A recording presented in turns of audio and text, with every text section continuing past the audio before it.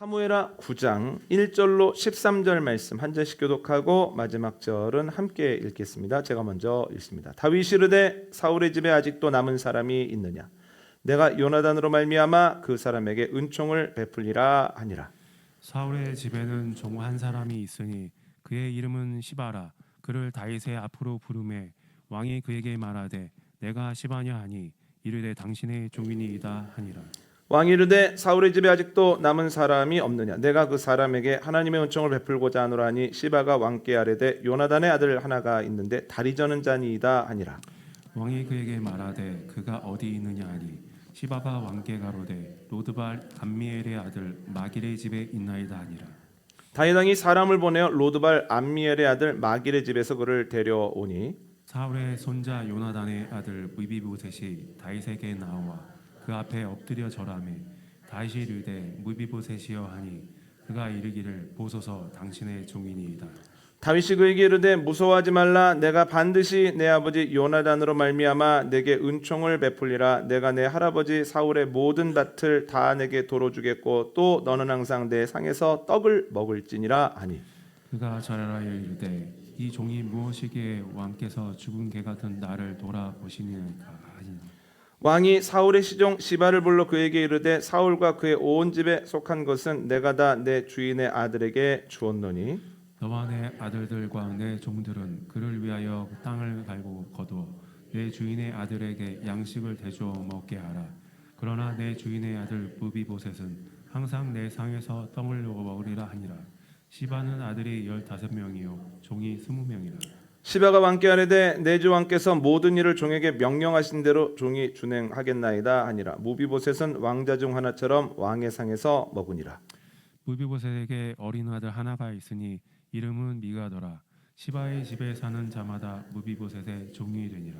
함께 하겠습니다. 무비보셋이 항상 왕의 상에서 먹음으로 예루살렘의 산이라. 그는 두 발을 다 절더라. 아멘.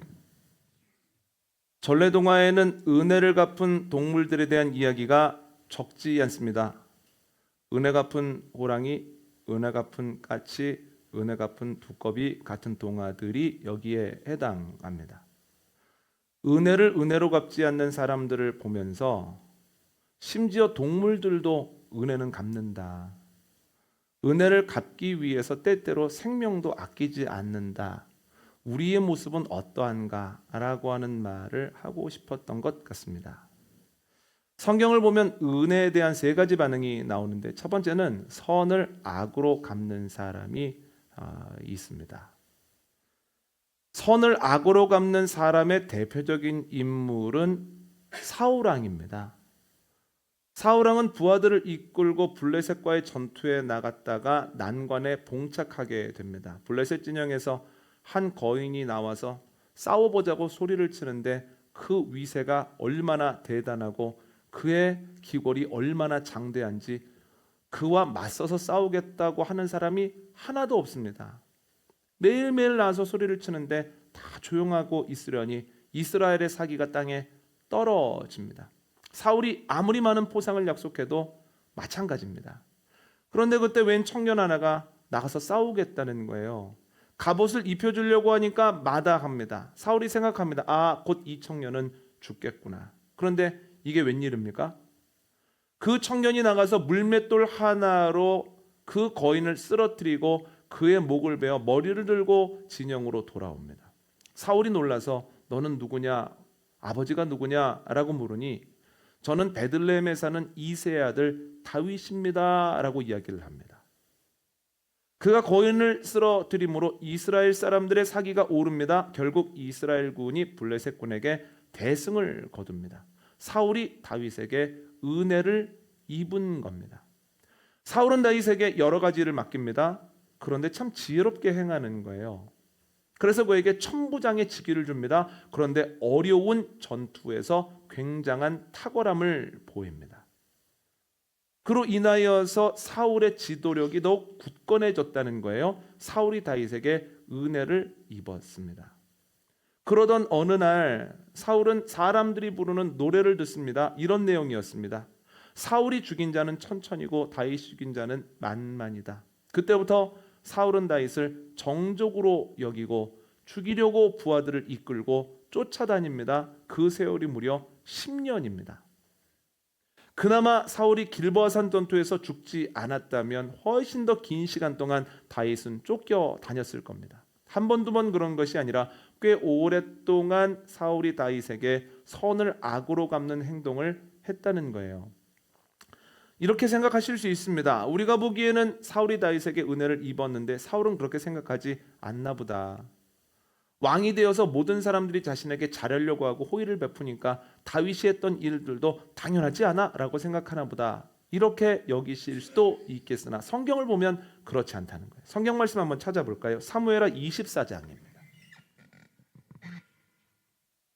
사무엘하 24장 17절로 19절 말씀 함께 읽습니다. 시작. 다윗에게 이르되 나는 너를 학대하되 너는 나를 선대하니 너는 나보다 의롭도다. 내가 나 선대한 것을 오늘 나타냈나니 여호와께서 나를 내 손에 넘기셨으나 내가 나를 죽이지 아니하였도다. 사람이 그의 원수를 만나면 그를 평안히 가게 하겠느냐? 내가 오늘 내게 행한 일로 말미암아 여호와께서 내게 선으로 갚으시기를 원하노라. 아멘. 다윗이 광야로 도망갔다는 소식을 듣고 사울이 그의 사람들과 함께 다윗을 추격합니다. 그러던 어느 날 사울이 뒤를 보려고 수많은 동굴들 하나에 들어가는데요. 하필이면 그 동굴에 다윗과 그의 사람들이 숨어 있었습니다. 사울이 들어오는 모습을 보고 부하들이 다윗에게 이야기를 하는 거예요. 하나님이 주신 기회입니다. 그를 죽여야 합니다. 그런데 다윗이 거절을 하죠. 하나님이 기름 부어 세우신 왕을 내 손으로 죽일 수는 없지.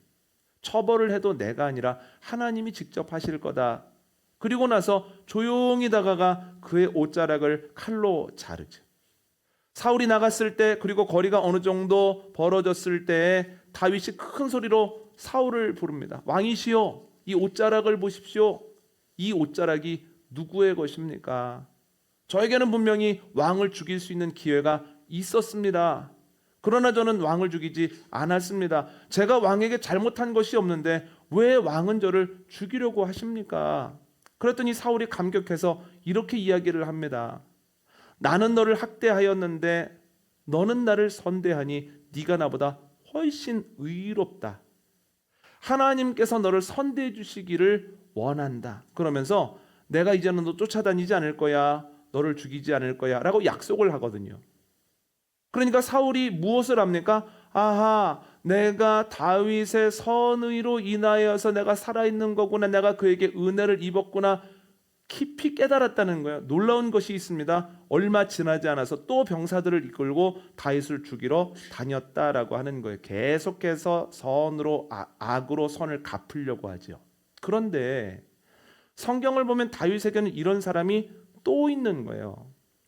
다윗은 그의 사람들과 도망 다니는 동안 용병으로 일해서 먹고 살았습니다. 식솔들이 적지 않기 때문에 일을 가리지 않았습니다. 큰 일, 작은 일, 그리고 화려한 일, 또 티나지 않는 일, 고된 일 가리지 않았거든요. 하루는 한 번은 마온 땅에 사는 나발이라는 이의 일을 봐준 적이 있습니다. 그의 종들이 가축을 칠 때 도적대들이나 강도들이 그들의 소유를 빼앗지 못하도록 경계를 서준 거예요. 사병으로서 일을 어느 정도 한 겁니다. 이제 일을 마치고 이제 다윗이 부하를 보내서 약속한 보수를 주셨으면 좋겠습니다 라고 이야기를 하니까 나발이 보수를 주지 않는 것뿐만 아니라 다윗을 심하게 모독합니다. 다윗은 누구냐? 또 이세 아들은 누구냐? 요즘은 세월이 하수상해서 종들이 조금만 주인이 마음에 안 들면 자기 마음대로 뛰쳐나가서 자기 마음대로 생활을 한다. 여러분, 지금 이 나발이라고 하는 사람은 무엇을 하고 있습니까? 다윗에게 받은 선을 악으로 갚고 있는 거예요. 다윗도 그 사실을 분명히 알고 있었다라고 하는 거죠. 여러분, 사울도 나발도 악으로 선을 갚죠. 그러나 안타까운 것은 우리도 종종 이와 무관하지 않을 때가 있다는 거예요. 지금 한국 교회를 이끌어간다고 이야기해도 무방한 한 목사님이 예전에 설교 중에 이런 말씀을 하신 적이 있습니다. 여러분, 제가 지금은 번듯해 보이지만 제가 아내를 만났을 때는 지금과 같지 않았습니다. 나이가 꽤 들어서 귀국을 하고 신학교를 나와서 사역을 하던 때에 제가 아내를 처음 소개받았습니다. 그런데 그때는 내세울 것이 아무것도 없는, 소위 미래가 불투명한, 좀 더 심하게 얘기하면 앞날이 캄캄한 전도사였습니다. 그런데 놀랍게도 장모님이 저를 어여삐 봐주셔서 제가 가정의 일원이 될 수 있었습니다. 제가 입장 바꿔서 생각하면 저라면 그렇게 못할 것 같습니다. 이렇게 얘기를 하시는 거예요. 그러면서 저는 장모님을 볼 때마다 감사하고 그 가족의 일원이 되었다는 것만으로도 행복해서 저는 잘하려고 노력합니다. 이런 얘기를 하시더라고요. 제가 그 설교를 들으면서 이런 생각을 했습니다. 야, 아무것도 없는, 아무것도 보장되어 있지 않은 전도사를 어여삐 봐주신 어른도 대단하지만 어여삐 여겨주셨다는 그 은혜를 은혜로 알고 꽤 오랜 시간이 지났음에도 불구하고 계속해서 은혜를 품고 갚으려고 하는 그 목사님도 대단하구나. 나도 은혜를 입은 것에 대해서 저렇게 반응을 해야 되겠다라고 생각한 적이 있습니다. 그런데 여러분, 제가 왜 이 설교 내용을 오랫동안 기억하고 있을까요? 왜 어른도 대단하지만 왜 목사님도 대단하다고 제가 말씀을 드릴까요? 많은 경우 은혜를 은혜로 알지 못하거나 은혜를 은혜로 갚지 못하고 오히려 악으로 갚는 경우가 많다라고 하는 거예요. 그래서 그게 대단하게 느껴집니다. 여러분들은 어떠십니까? 은혜를 은혜로 인식하십니까? 받은 선을 선으로 갚으십니까? 아니면 악으로 갚으실 때도 있으십니까? 그런데 선을 악으로 갚는 것은 사람과 사람과의 관계에서만 일어나는 일은 아니라는 거예요. 여러분, 출애굽기를 보세요. 하나님께서 이스라엘 사람들의 기도를 들으시고 모세를 오랫동안 훈련시키시고 그를 애굽의 바로에게 보내심으로 이스라엘 사람들을 출애굽시키셨다라고 하는 거예요. 그래서 이스라엘 사람들이 애굽에서 나와 가나안으로 걸어가고 있는 것 자체가 하나님의 놀라운 은혜요 사랑입니다. 그런데 가나안으로 걸어가는 길에 그들의 입술에 찬송이 있을 때보다는 압도적으로 불평과 불만을 표시할 때가 많았다는 거예요. 홍해를 앞에 두고는 애굽에 매장지가 없어서 우리를 이리로 끌고 나와서 여기에서 묻히면 딱 좋겠구만. 또한 먹을 것이 떨어졌을 때는, 떨어져 가고 있을 때는, 우리가 애굽에 있을 때는 고기가마 옆에서 내가 원할 때 원하는 만큼 고기를 꺼내서 먹을 수 있었는데 지금은 줄여 죽게 되었네. 왜 나오자 그래서 잘 살고 있는데? 하나님께서 만나를 계속해서 부족함이 없이 내려주실 때는 뭐라고 얘기를 합니까? 이제 만나는 쳐다보기도 싫다. 만나만 먹으니까 입에서 군내가 난다. 우리가 애굽에 있을 때는 부추, 파, 마늘, 오이, 생선 등을 먹었었는데 라고 불평을 하죠. 이스라엘 사람들이 뭐 하고 있습니까? 하나님께 은혜를 받고 하나님이 선을 베풀어 주셨음에도 불구하고 그 선을 악으로 갚고 있다는 거예요. 은혜를 은혜로 인식하지 못하고 있다는 거예요. 그런데 때때로 우리도 이와 비슷한 모습을 보일 때가 있습니다. 여러분, 자녀는 하나님이 우리에게 베푸신 은혜입니다. 결혼하고 계획을 가진다고 해서 아이를 가질 수 있는 건 아닙니다. 이번에 목회자 수양회를 갔는데 한 목사님의 표정이 유난히 밝으신 거예요. 그래서 뭐 좋은 일이 교회에 있으세요? 그랬더니 아유, 우리 교회에 결혼한 지 17년 만에 애를 낳은 가정이 있다고 너무 기뻐하시는 거예요. 제가 그 이야기를 듣고 또 생각한 게 뭐냐면 자녀는 하나님의 선물이구나. 참 감사하고 대단한 일이다. 자녀는 하나님의 선물입니다. 하나님이 우리에게 베푸신 은혜요 선입니다. 그런데 자녀를 볼 때마다 감사하고 자녀를 볼 때마다 하나님이 어떻게 이 아이를 이끌어 가실지 기대하고 그럼 하나님, 저는 하나님의 일하는 데 있어서 저는 뭐 하면 돼요? 라고 하기보다는 아이가 받은 달란트보다는 부족한 면을 더 먼저 보고 아이를 생각할 때 불안하기도 하고 불평하기도 하고 불만을 표현하기도 한다는 거예요. 하나님께서 주신 선에 대해서 선한 것을 입술에 머금고 가슴에 품습니까? 아니면 그렇지 않은 것을 머금고 품습니까? 그렇지 않은 것을 품을 때가 꽤 있다는 거예요. 하나님이 주신 선에 선으로 반응을 못하죠. 직장도 마찬가지입니다. 이 어려운 때에 나에게 일할 곳이 있다는 것, 일을 하고 나면 그 정도의 보수가 주어진다고 하는 것, 내 마음에 다 들 수는 없겠지만 그래도 너무나 감사한 일입니다. 아침에 일어나서 내가 갈 곳이 있고 할 일이 있다는 것도 너무너무 특별한 은총입니다. 그럼에도 불구하고 직장을 생각할 때 감사하기보다는 왜 이렇게 고대, 왜 이렇게 재미가 없어 할 때가 많다는 거예요. 감사보다는 불평할 때가 많죠. 선의 선으로 반응을 하지 못할 때가 많다는 겁니다. 여러분, 교회는 어떻습니까? 교회 공동체도 하나님의 은총이죠. 내가 함께하는 공동체가 있고 공동체가 안정적이기 때문에 예배를 일상으로 드릴 수 있는 겁니다. 만약에 그렇지 않다면 예배를 생각할 때마다 골치가 지끈지끈 아프죠. 교회 가야 되나? 가서 좋은 얘기 못 들을 텐데, 분위기 좋지 않을 텐데.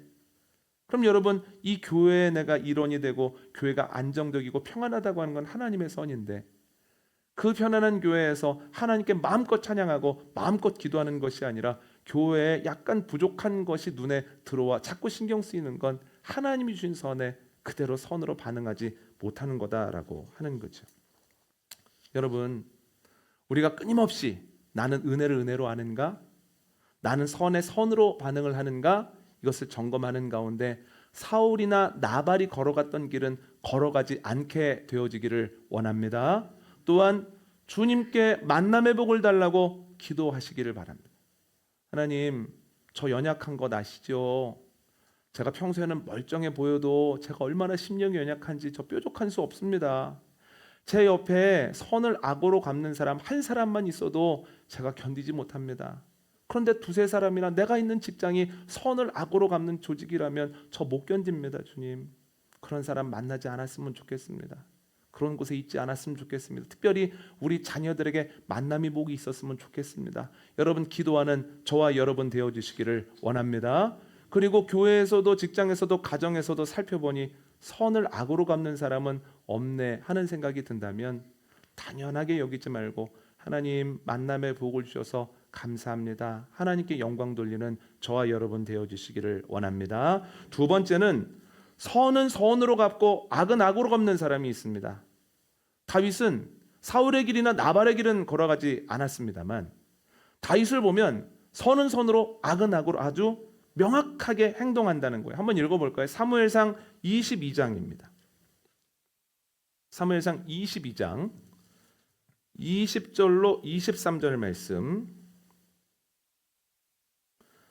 함께 읽습니다. 시작. 아이두베 아들 아히멜렉의 아들 중 하나가 피하였으니 그의 이름은 아비아달이라. 그가 도망하여 다윗에게로 가서 사울이 여호와의 제사장들 죽인 일을 다윗에게 알리매 다윗이 아비아달에게 이르되 그날에 에돔 사람 도액이 거기 있기로 그가 반드시 사울에게 말할 줄 내가 알았노라. 내 아버지 집의 모든 사람 죽은 것이 나의 탓이로다. 두려워하지 말고 내게 있으라. 내 생명을 찾는 자가 내 생명도 찾는 자니 내가 나와 함께 있으면 안전하리라 하니라. 아멘. 전에 나누었던 것처럼 사울은 놉당의 제사장 아히멜렉이 다윗을 도왔다고 생각을 하고 아히멜렉과 놉당의 모든 제사장들과 사람들을 죽이고 놉당을 폐허로 만들어 버립니다. 그런데 아히멜렉의 아들 중 하나인 아비아달이 다행히 목숨을 건져서 다윗에게 와서 일어났던 일들을 다 이야기합니다. 다 듣고 나서 다윗이 이야기를 합니다. 이 모든 것이 내 탓이다. 거기에 목자장 도액이 있었다는 걸 내가 알고 있었는데 조금 더 꼼꼼하게 처리를 했어야 되는데 내가 너무 미안하다. 이제 나와 함께 다니자. 내가 너를 보호하리라. 아버지가 자신에게 베푼 선을 아들에게 돌려주겠다라고 하는 거예요. 그리고 다윗은 끝까지 그의 아들을 보살피기 위해서 힘을 씁니다. 여러분, 지난주 말씀 기억나십니까? 다윗이 승승장구합니다. 승승장구하는 데에서 만족하지 아니하고 내실을 다지죠. 내실이 다져졌던 이유 중에 하나가 무엇입니까? 잘 되어주는 순간에 여호와 하나님을 기억했다라고 하는 거예요. 이게 실제적인 행동으로 나옵니다. 중요한 것을 논의하고 결정하는 국무회의 자리에 성경을 연구하는 서기관들과 예배를 준비하는 제사장들도 함께 와서 하나님의 뜻이 무엇인지를 가지고 논의를 했다는 거예요. 이 과정 가운데 우리가 어떻게 결정을 해야 될까? 그런데 그 국무회의에 들어왔던 두 제사장 중 하나가 아히멜렉의 아들 아비아달입니다. 물론 아비아달이 그동안 다윗과 친근한 관계를 맺고 참 잘하기는 했지만 그것으로만 설명될 수는 없고요. 아버지가 베풀어 준 선을 아들에게 이렇게 갚고 있구나라고 하는 그 생각을 할 수 있다는 거예요. 다윗은 자기에게 선을 베풀었던 사람에게는 선을 베풀어 줍니다. 자기에게 큰 선을 베풀었던, 내가 미안함을 느끼는 것만큼 더 최선을 다한다는 거예요. 끝까지. 반면 악에 대해서는 분명하게 악으로 갚습니다. 사무엘상 25장 한번 볼까요? 사무엘상 25장 12절로 13절 말씀입니다.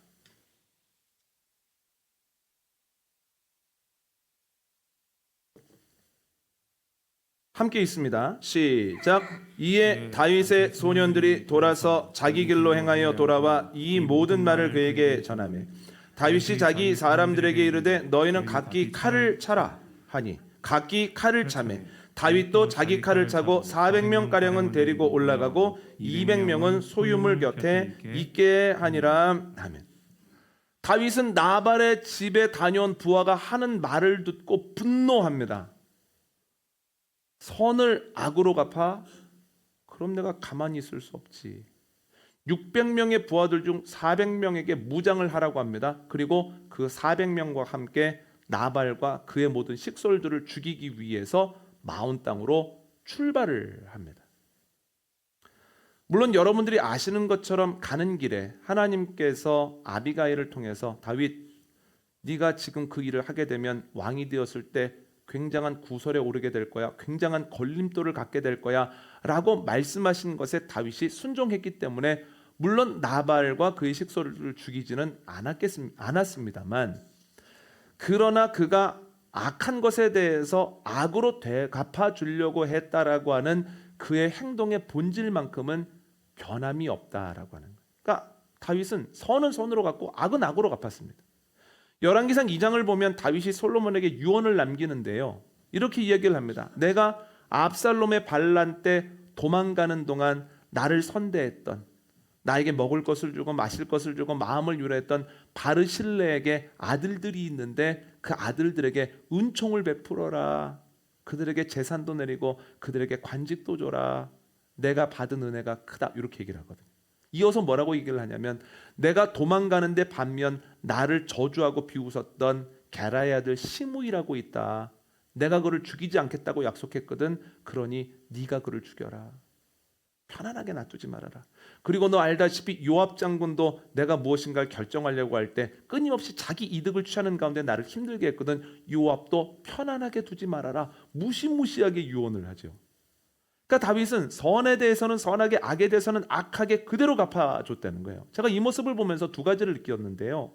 첫 번째는 다윗도 우리와 똑같은 사람이라는 거예요.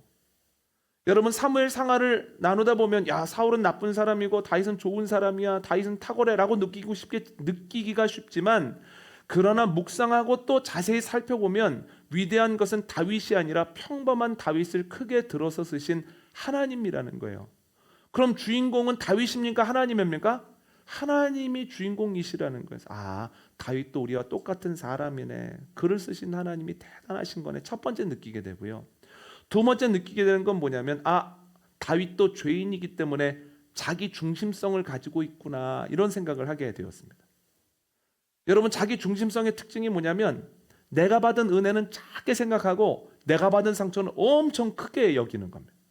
그래서 은혜를 갚을 때는 조그맣게 갚고 내가 상처를 되돌려줄 때는 엄청나게 크게 갚아주고 싶어하는, 그리고 그렇게 행동하는 패턴, 이 성향이에요. 여러분, 다윗을 한번 보십시오. 나발이 그에게 어떻게 했습니까? 주어야 하는 보수를 주지 않고 그를 모독했죠. 참 나쁜 일이죠. 그러나 그것 때문에 그와 그의 식솔들이 모두 죽을 정도는 아니에요. 그런데 다윗이 몇 명과 함께 그를 죽이러 갑니까? 400명과 함께 그를 죽이러 간다는 거예요. 반드시 죽이고야 말겠다라고 하는 의지가 있는 거죠. 받은 것보다 더 큰 걸 되돌려 주려고 한다는 거예요. 여러분, 게라의 아들 시므이 한번 보십시오. 본인의 마음이 비통할 때 도망가는 중에 그가 돌을 막 던지면서 내가 그럴 줄 알았다. 사울에게서 왕위를 빼앗더니 결국 하나님께 벌을 받는구나. 그 정도거든요. 그걸로 죽을 죄를 진 건 아닙니다만 뭐라고 얘기합니까? 솔로몬에게 반드시 그를 처단하라, 이렇게 얘기를 하죠. 받은 상처보다 더 큰 걸 돌려주려고 하죠. 여러분 우리도 마찬가지입니다.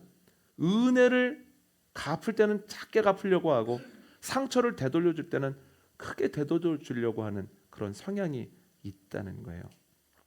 세 번째는 악을 선으로 갚는 이도 있습니다. 오늘 본문을 보면 다윗이 사람들에게 묻습니다. 사울의 집에 남은 사람이 있냐고. 그랬더니 사람들이 사울의 손자 무비보셋이 있다라고 얘기를 합니다. 이에 다윗이 무비보셋을 데리고 와라라고 얘기를 하죠. 무비보셋이 사람들에게 이끌려서 다윗에게 갑니다. 그러면 다윗에게 갈 때 마음이 편안했을까요? 아니면 마음이 심란했을까요? 그의 마음속에 기대감이 있었을까요? 두려움이 있었을까요? 저 같으면 두려움이 있었을 것 같습니다.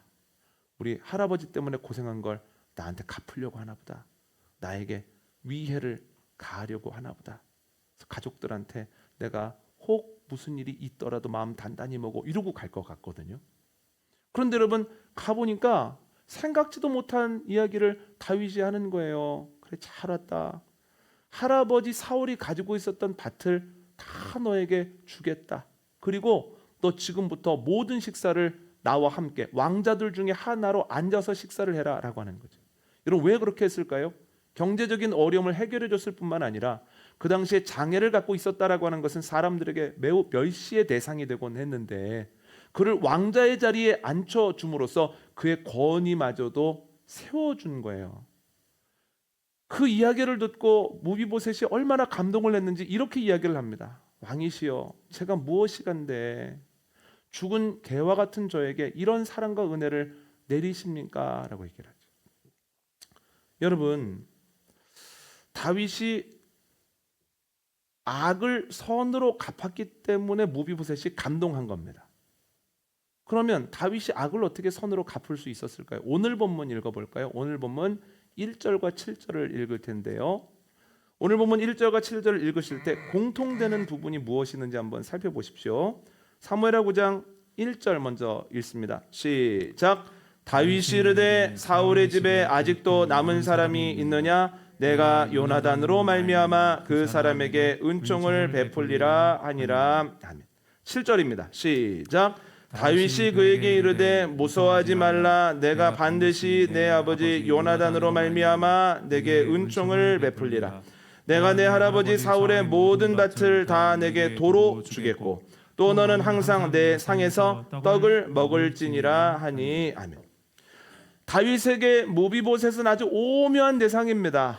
자신을 아주 힘들게 했던 사울왕의 손자이자 자신에게 더할 나위 없는 사랑을 줬던 요나단의 아들이거든요. 그러니까 여러분, 자신에게 악을 행한 사람의 손주일 수도 있고 선을 행한 사람의 아들일 수도 있습니다. 무비보셋은 그런 존재입니다. 그러면 다윗이 누구를 택할까요? 여러분은 누구를 택할 것 같습니까?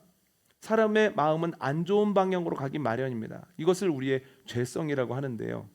제가 만약 다윗이라면 무비보셋을 보자마자 이렇게 얘기했을 공산이 큽니다. 아이고, 자기 할아버지랑 똑 닮았네. 이런 데가 완전히 똑같아.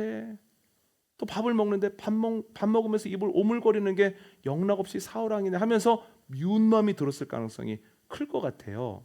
그런데 여러분, 다윗은 무엇을 취합니까? 1절에도 나오고 7절에도 나온 얘기가 뭐냐면 그의 아버지 요나단으로 말미암아 내가 은혜를 베풀리라 라고 얘기를 한다는 거예요. 무엇을 취합니까? 좋은 것을 취했다는 거예요.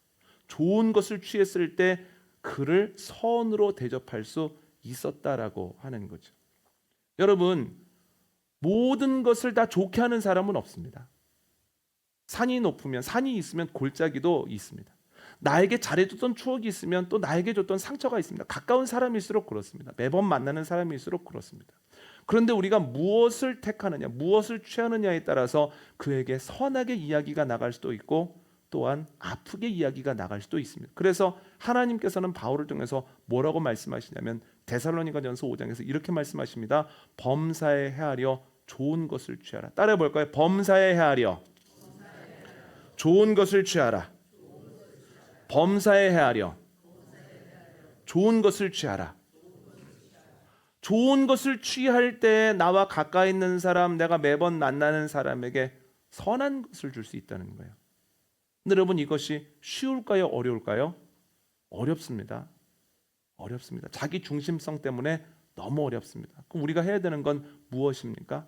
그렇게 하려고 몸부림치는 가운데에서 하나님께 기도해야 된다는 거예요. 하나님, 제가 얼마나 저 중심적인지 아시죠? 사람들이 보기에는 너무너무 멀쩡하고 괜찮은 것 같은데 저는 이기심으로 똘똘 뭉쳐 있는 건 아시죠?